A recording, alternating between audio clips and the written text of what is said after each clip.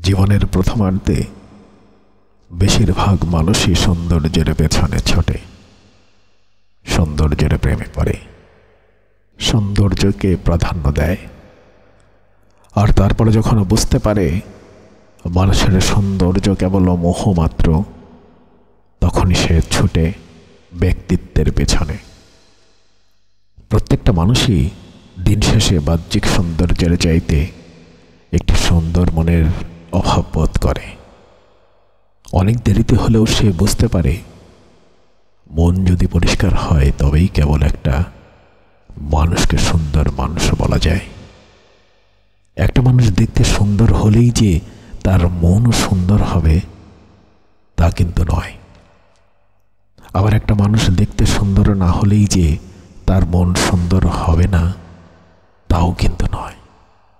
খুব সাধারণের মাঝে অসাধারণ কিছু খুঁজে নিতে সবাই পারে না, এজন্য সুন্দর মনেরও দেখা পায় না। খুব কম মানুষই আছে যারা কারো বাইরের রূপকে নয় বরং ভেতরের মানুষটাকে ভালোবাসতে পারে, গ্রহণ করতে পারে। জীবনের কোনো এক পর্যায়ে যখন মানুষ বুঝতে পারে সৌন্দর্য কেবল মানুষকে বিমোহিত করতে পারে, তবে পরিপূর্ণ সুখ এবং আত্মতৃপ্তি দিতে পারে না, ঠিক তখনই সে কারো না কারো ব্যক্তিত্ব কিংবা মনের প্রেমে পড়তে চায়। পৃথিবীতে খুব কম মানুষই আছে যারা মনের দিক থেকে ব্যক্তিত্ববান। ব্যক্তিত্ববান মানুষ কখনোই নিজেকে অসাধারণ ভাবে না।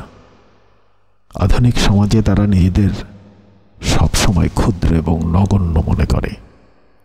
তাদের কোনো অহংকার থাকে না, থাকে না কোনো হিংসা।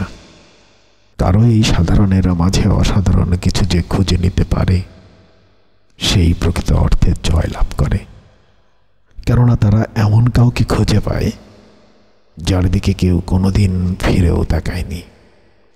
আর যারা সৌন্দর্যের মোহে পড়ে সময় অতিবাহিত করে তারা শুধু দিনের পর দিন আফসোস এবং দুশ্চিন্তায় দিন কাটায়।